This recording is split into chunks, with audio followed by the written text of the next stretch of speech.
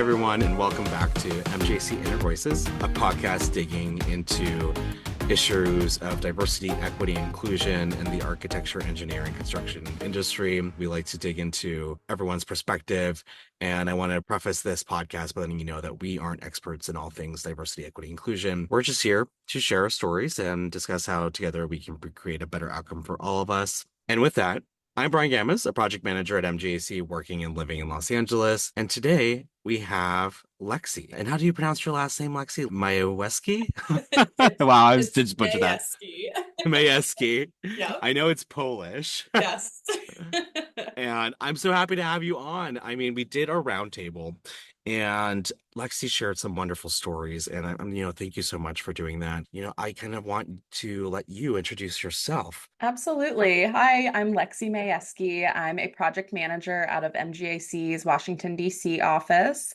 I have been in the construction industry for 8 years, 2 of which were with a general contractor, and then I've been on the owner side for the last 6 years. So I love working at MGAC, and I'm really happy to be here. Thanks, Bryan.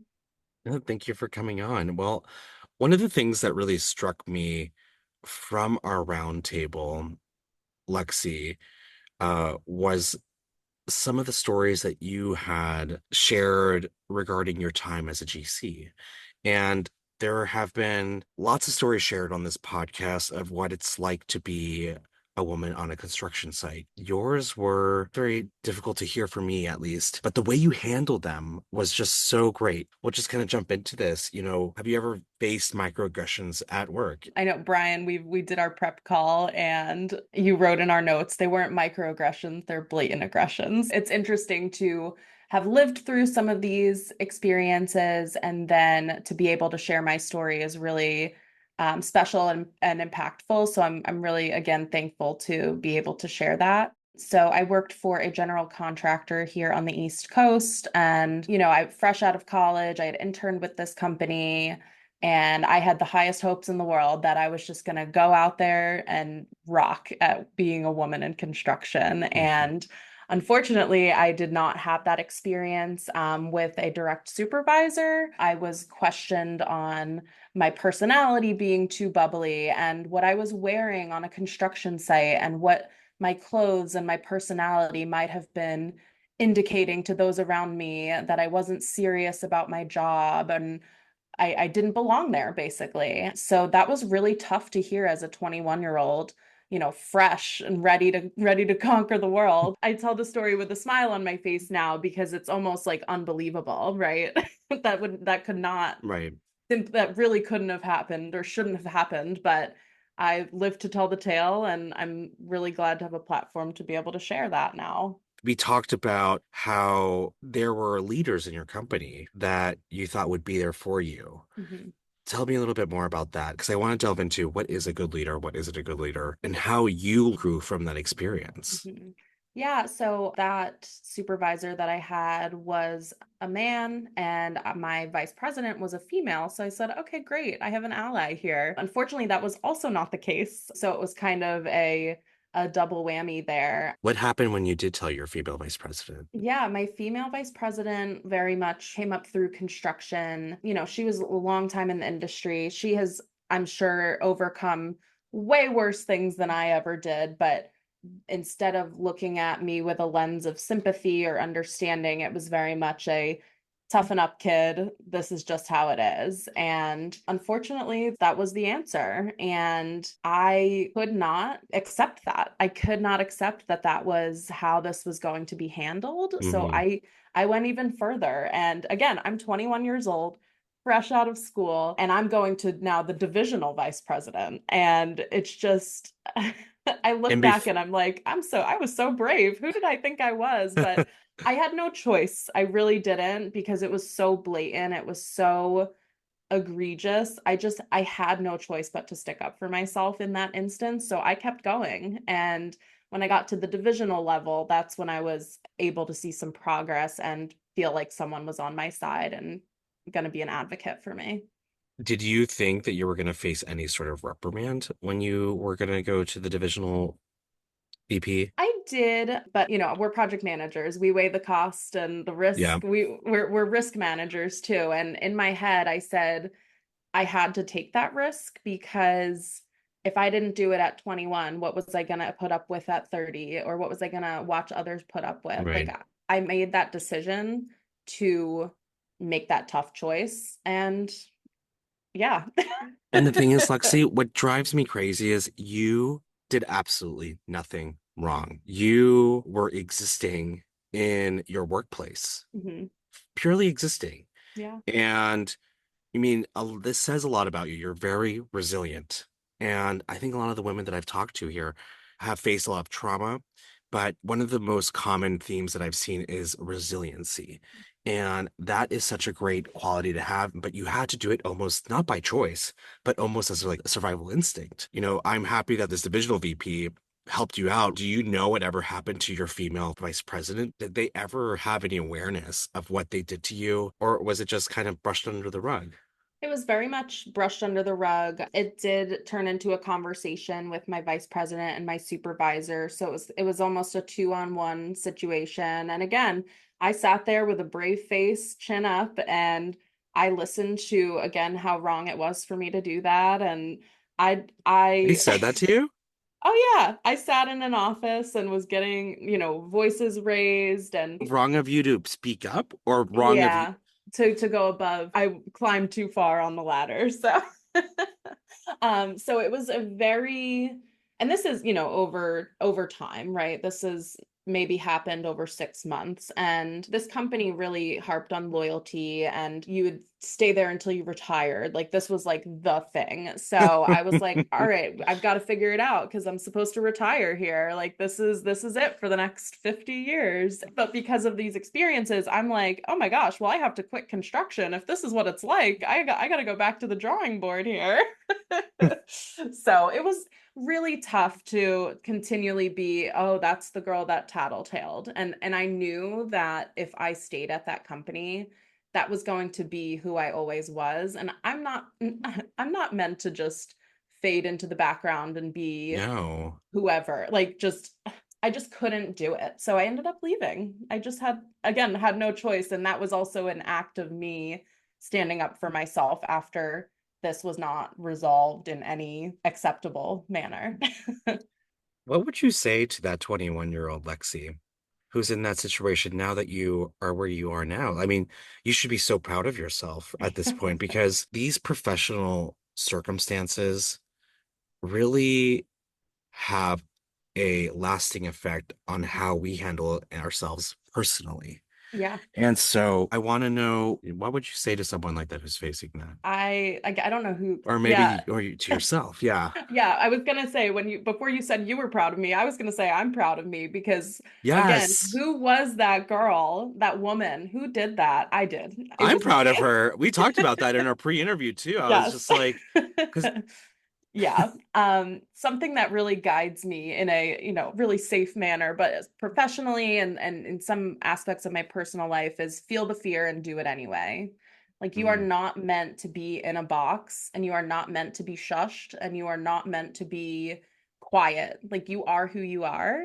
So go be that. And so those yes, moments of standing up for myself, yeah, it was scary. Yeah, I was fearful, but I felt the fear and I did it anyway because I had to. I love that. It reminds me of my favorite quote. It's from Dune, Frank Herbert. I shall not fear. Fear is the mind killer. You excelled through that. I think a lot of people have that fear, and but I don't think you should compromise who you are at work. What do you think? If you're your best self at work, how does that affect your work?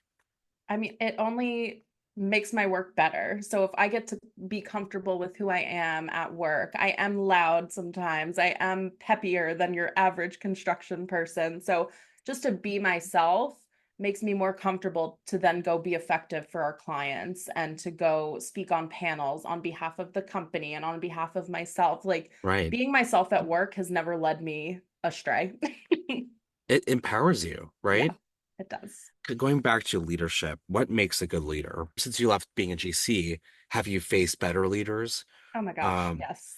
Yeah, I've had thankfully no shortage of good leaders since departing that role. One example that sticks out in my mind, my client right after leaving the GC was a university, and we were very commingled. We were part of their staff basically as their project management team.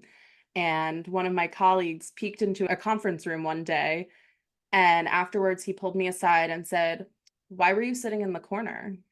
And I said, "Oh, Mark, like there weren't many seats. Like it's fine." And he said, "Absolutely not fine. You need to sit at the table." And he was, I oh, think, telling me both sides, like, pull up the chair, sit at the table, but also you belong there and you yes, deserve a seat at the table with the leaders because you are a leader already and your project management role is important. And that sticks in my mind so vividly because literally I had to sit at the table and figuratively too. And I remember right. that daily. I love that. Isn't that That great? and it just pulls at my heartstrings actually, because Right. coming from your past experiences, that must have been just such a great thing to hear. Yeah. And he wasn't being like you deserve you, like you said, he wasn't like explicit, but it was that actual act that helped Yeah. you realize it. Yeah. So I was really lucky to have great leadership there. Other females in leadership who did not, want me to go through what they went through and Right. used their experiences as a woman in construction to help fellow women, younger women in construction. So I've had such good experiences. And that's why I'm still here, honestly. That doubt, when it creeps in, it can come for you, right? It's Can, dangerous. it is dangerous. And there were so many days I was like, well, I put all my eggs in my construction basket. Now where do I go? What am I doing next? Doubt can be really crippling, Lexi, and you really just took it and you said, no way. Yeah. And you're resilient. And I think one thing that I want to even segue into, were there other situations that help you grow? I think we even talked about one situation where you were even physically blocked by some, Yeah. physically, like I think you had like an actual physical harassment. Yes. So I was on a construction site and I had someone basically corner me and say, "Let me take you on a date." And I said, "No, thanks. I'm good." Like I did the polite rejection that we're taught to do as young women, right? I politely rejected him and he did not like that. So he continued infringing upon my space and I said, "You need to back up." And he started shushing me, literally. Shh. So I said, "You're only shushing me because you know what you're doing is wrong." So actually, that story might be even more impactful than telling someone being sexist is wrong. Like Right. I literally said, "Sir, back up." Like so that was, yeah, I was an intern. So I mean, I hate that these are my stories, but that's just how it turned out for me and now we're making good Did out of it. how did he handle that? Did he get kicked off the site? Or what did No, you of or course what? not. No. Oh, So he did not get kicked off the site, but right after that experience, he would not even look me in the eye. There was a team happy hour at some point, and he saw that I was there and walked right back out the door. I mean, so he understood loud and clear, don't mess with me. wait, was he part of your team? No, he was like a hired laborer, so a Oh, I see. contracted. Yeah, Yeah. so he was on the job site daily, but not at the same company. So And was there a reason why you didn't go to that company and say, this occurred? Because a lot of I've actually heard stories where people were like, I want them off the site. yeah. Because that is, I would frankly think that's unacceptable behavior. I agree. I think you don't know what you don't know at 19 And or 19 whatever as an intern. age. Yeah. And I'm not mad at myself for not doing something more in the moment because nothing really happened, quote unquote. But, I didn't know what I don't know. Maybe I thought it was par for the course. Oh, I'm a woman I don't know. I really don't have a good answer to that question except to look back and say, I definitely could have done something. Well, you did do something. You Yeah. didn't succumb to the pressure and you stood up for yourself, Lexi. That's really something that you should be proud of, and I'm sorry that you had to deal with that. In these situations, what has that taught you about yourself? So all these experiences have taught me so much about life and myself and how much I really am capable of. Because beyond being an effective project manager, I'm also a human, right? So Hmm. knowing that I have used my voice and been brave and stood up for myself, knowing that I have that skill set at work, it's really kind of cool to use that in real life too, because real life and work, there's so much commingling there. But Correct. Yeah. yeah, I've really just learned so much about what I'm capable of inside and outside of work. How much have you changed, would you say, in those 8 years? Oh my gosh. It's I not mean, there's even measurable. It's so much. because I would say, like, speaking to you now, I mean, you're a project manager. We're both project managers. We manage budgets, schedules, relationships with clients, relationship with the GCs. We're working with the cities. Your confidence now, I didn't meet you 8 years ago, but I can tell you that you're such a confident person. And I love your personality. I would love to work on your team. So it's just to take a step back. What would you say has probably been your greatest area that you've grown in? You nailed it. It's definitely confidence. Even over the past 2 years, being promoted from an assistant project manager to a project manager, you have to know what you're talking about. So it's a combination of preparedness and confidence. So I can be the most prepared and person in the room, but if I don't speak up and I'm not confident enough to say, I don't think that's right, or good job, team, then what does all that knowledge mean? And then if you're confident without any backup, that's no good either. So it's this really cool mix of being confident and knowledge at the same time.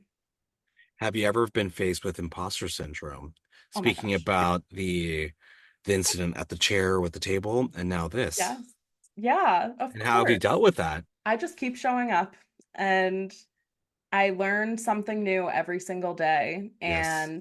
and now I feel empowered in a way to help other people learn something new every day too. And it's really exciting to see myself overcoming that. And of course, we're not perfect. There are days I'm on top of Yeah. the world. I managed $100 million project. I rock. And then I wake up the next morning. I'm like, oh my gosh, how did I mess up the response to that email so bad? And it's humbling, but it's exciting. And I really try to look at every day as an opportunity to continue growing.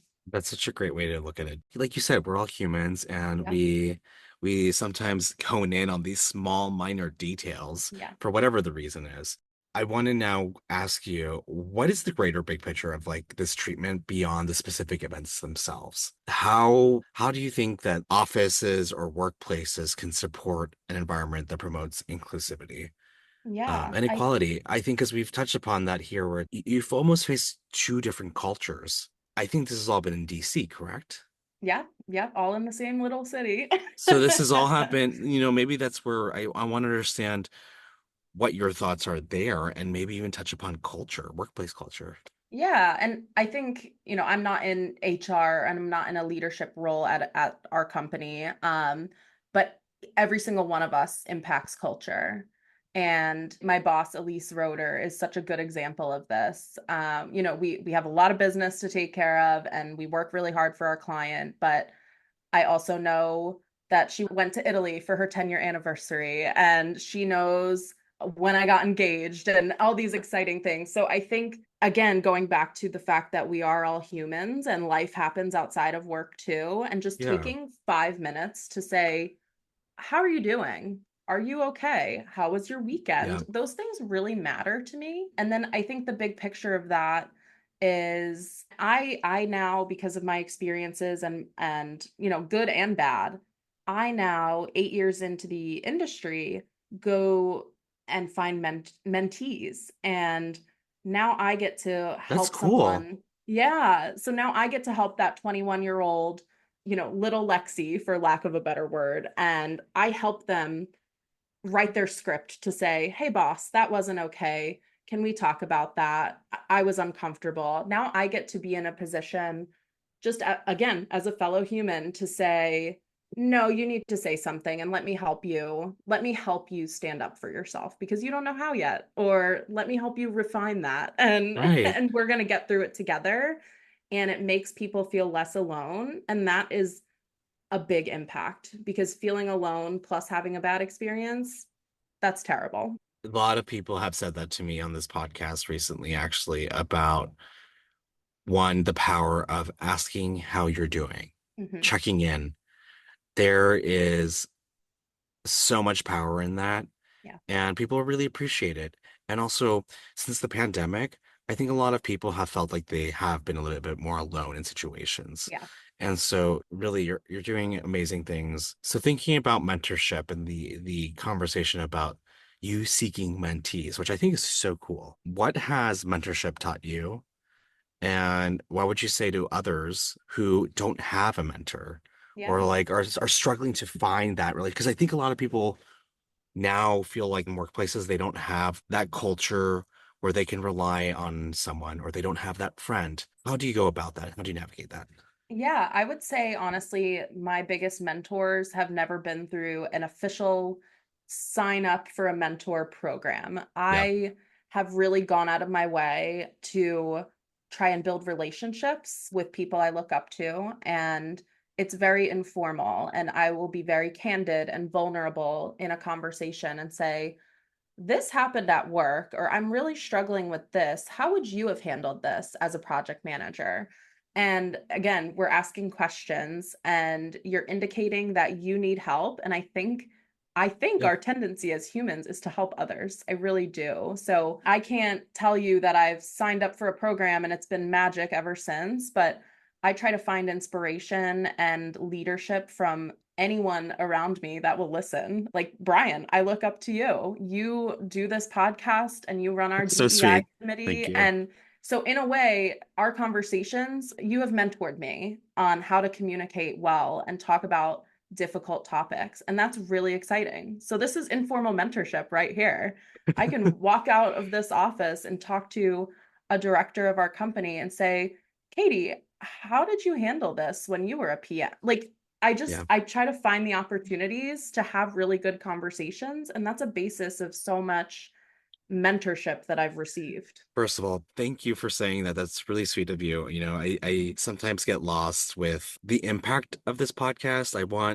I really want people to feel comfortable having tough conversations. Mhm. I think there's so much power in having, those really fleeting conversations in the office too, but also, you know, establishing a relationship with someone that you like in the office and creating that bond and then having those tough conversations because they don't really have to be tough, right? Right. I think they're tough topics, Yeah. but I think people would be surprised how others handle them with compassion and empathy. I think there's a lot of narrative now where people don't have enough empathy or compassion, Mhm. but I don't think that's true. I think as human beings, we do have that, and people are a lot more adaptable, a lot more flexible than we think. And I think that's what, the point of this podcast is that I hope people can start thinking about how can I be more empathetic or compassionate with my fellow coworkers. Yeah. And that's what Inner Voice is all about. Moving into a diverse community, what is the advantage of working in a diverse environment?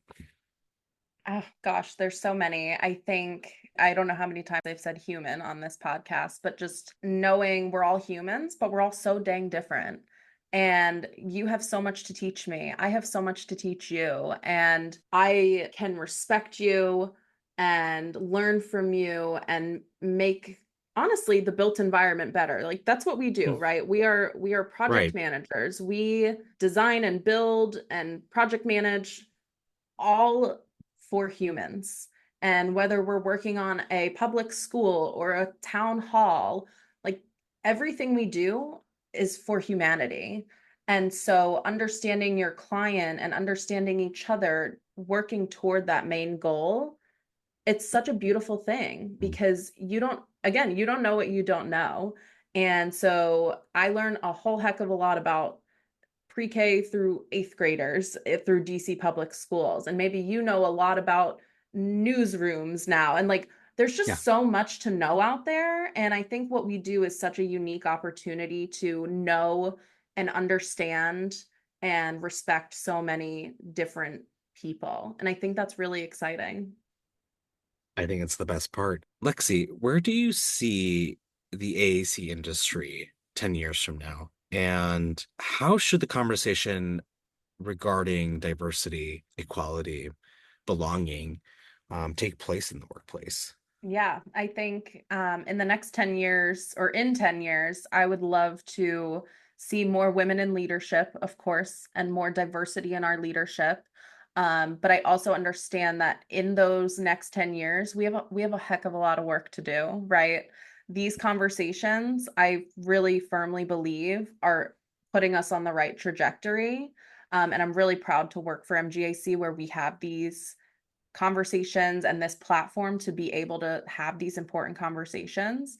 One thing I think that's important is for other companies to continue doing that and to go to Yeah. conferences, elevate your friends, elevate your fellow um whoever, to just elevate people around you in whatever way that you can and show them it is possible to be a woman in construction, a whatever in construction, because there is a place for you here, but maybe you need a little reminder sometimes. And I think that's the goal that we should all have, is to elevate each other. Lexie, you have elevated me in this conversation, and I hope that I've elevated you.